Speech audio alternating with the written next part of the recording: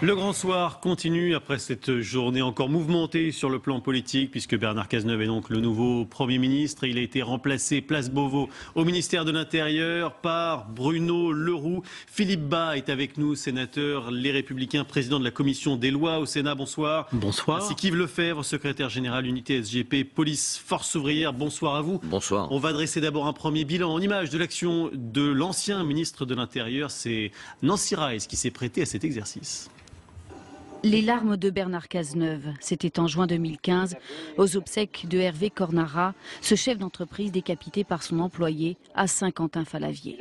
Le terrorisme frappe de façon régulière. Charlie Hebdo, Hyper Cacher, Bataclan, Nice, 238 morts et Bernard Cazeneuve agit. 4 réformes antiterroristes et du renseignement, état d'urgence à gérer, des milliers de perquisitions, des centaines d'assignations, 17 attentats déjoués. Il y a eu des grands événements qu'il a su. On a eu un grand ministre de l'Intérieur au moment des événements terroristes. On a eu un grand ministre de l'Intérieur en matière de recrutement. Malheureusement, il y avait une grande réforme, effectivement. Arrêter la politique du chiffre, arrêter la politique de la méritocratie dans la police nationale. Et ça, Bernard Cazeneuve n'a pas su nous entendre en la matière. Et je dirais que c'est un peu le sentiment un peu amer qui reste aujourd'hui avec son départ à Matignon. Car le premier flic de France doit faire face à la fronde des policiers qui dénoncent la politique du chiffre. 4 d'entre eux ont été attaqués. Un plan débloque alors 250 millions d'euros pour des nouveaux gilets pare-balles et véhicules. Enfin, la légitime défense pour les policiers est assouplie.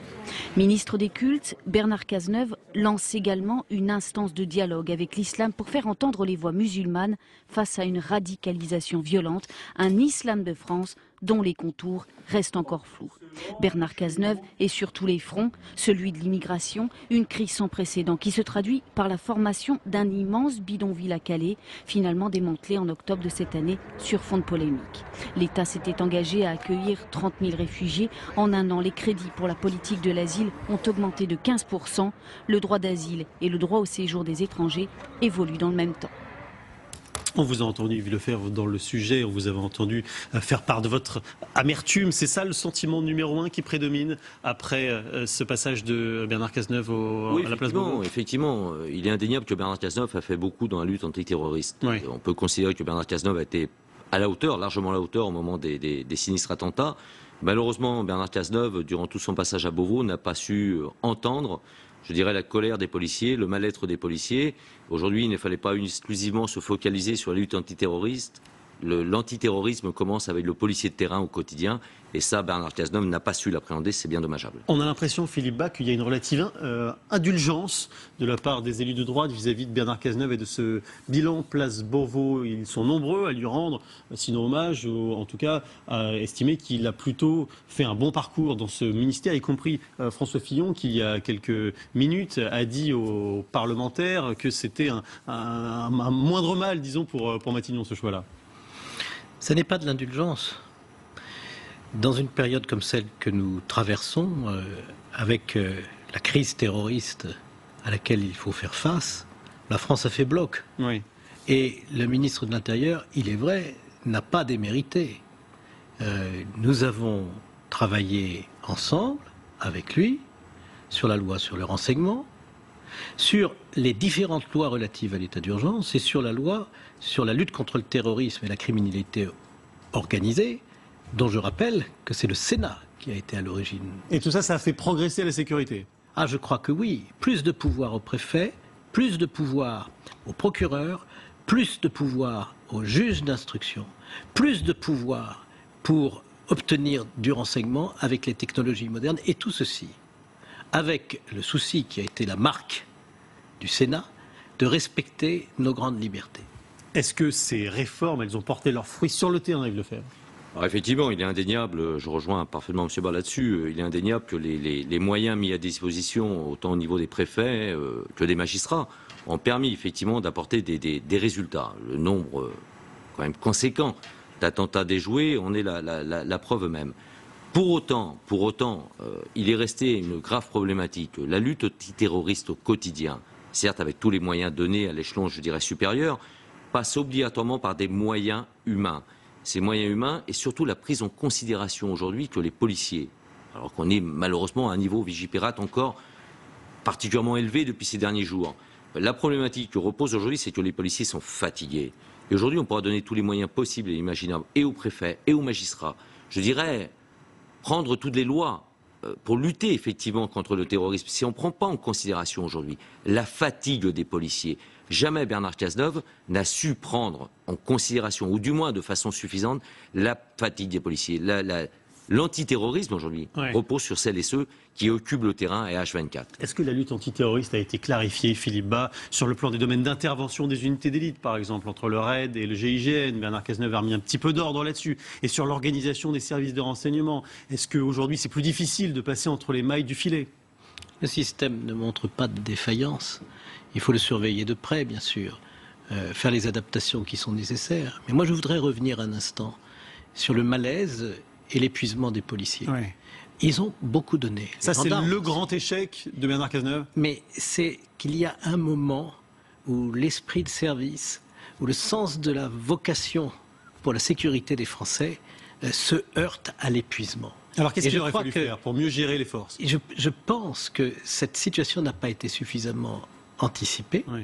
Et quand elle est apparue, il était trop tard pour la traiter dans de bonnes conditions. Je crois qu'il faut réactiver le dialogue social avec les policiers, les entendre. Ce n'est pas seulement une affaire de moyens, c'est aussi une affaire d'organisation du travail et de reconnaissance pour l'effort qui est accompli et qui va devoir se poursuivre pendant de longs mois encore. Il y a des mesures qui ont été annoncées, Yves Lefebvre, à la suite des manifestations récentes. Elles sont suffisantes pour redonner un peu le moral aux troupes? Non, absolument pas. Elles ne sont pas suffisantes. La preuve en est faite, c'est que même si les mouvements tentent un peu à s'étioler, je dirais, dans le temps, la colère est toujours aussi palpable. Pourquoi ces mesures ne sont pas suffisantes? Parce que ces mesures ont porté essentiellement sur des mesures, je dirais, matérielles. Alors, effectivement, il fallait apporter un plus au matériel, mais aujourd'hui, ce n'est pas un semi-blindage des vitres des véhicules qui pourra permettre à mes collègues de se sentir en sécurité. Aujourd'hui, les policiers ont un message très simple. Assurer la sécurité de nos concitoyens en étant nous-mêmes en sécurité. Tel n'est pas le cas aujourd'hui. On parlait du renseignement à l'instant. Le renseignement, où Bernard Cazeneuve a péché, et je me satisfais aujourd'hui que les divers candidats, en ce qui concerne les Républicains et le Centre, François Fillon a annoncé sa volonté aujourd'hui de réformer le service du renseignement. Il fallait mettre à plat la DGSI et le renseignement territorial. Aujourd'hui, on ne peut pas, dès lors que nous sommes en guerre contre le terrorisme, on ne peut plus se permettre aujourd'hui d'avoir deux entités au sein du ministère de l'Intérieur qui traitent du renseignement. Nicolas Sarkozy lui-même l'a reconnu avant le deuxième tour de la primaire de la droite et du centre, que c'était une erreur. Et je pense que là, justement, ni Manuel Valls, ni Bernard Cazeneuve n'ont su nous entendre en la matière, nous syndicalistes policiers, quand on leur disait et on leur répétait, il faut tout refonder, le renseignement, avec une seule entité du renseignement. Philippe Bas. On l'appellera comme on veut. Sur cette question du renseignement, c'est ça la réforme à mener? Moi, je crois qu'il faut réactiver effectivement la mission du renseignement territorial. On ne peut pas déserter les territoires. Je crois que c'est indispensable. C'était une erreur de les supprimer à l'époque de Nicolas Sarkozy? À l'époque de Nicolas Sarkozy, nous n'étions pas dans une guerre contre le terrorisme aussi cruciale qu'aujourd'hui. La question se pose différemment maintenant, et je crois qu'il est temps de prendre des mesures très énergiques dans ce domaine. Et pendant que vous parlez, Bruno Le Roux est en train d'arriver à Cergy. C'est la continuité de son premier déplacement en tant que ministre de l'Intérieur. Il a commencé par rencontrer les personnels de la préfecture de police avant de se rendre donc dans le Val d'Oise, à la préfecture du Val d'Oise. Vous parliez de François Fillon, Yves Lefebvre, vous les avez entendus. François Fillon aussi sur le plan des effectifs. Il n'a pas l'intention de recruter davantage de policiers. Lui, il parle de redéploiement. Il a raison quand il dit ça ou pas?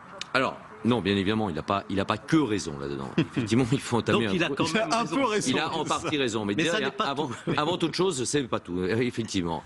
Parlons de substitution. Aujourd'hui, on a trop d'emplois qui devraient être des emplois dits administratifs, qui devraient être affectés à des personnels administratifs, qui sont aujourd'hui tenus par des personnels actifs. Et effectivement, il faut rentrer dans le chantier de ce qu'on appelle le chantier de la substitution.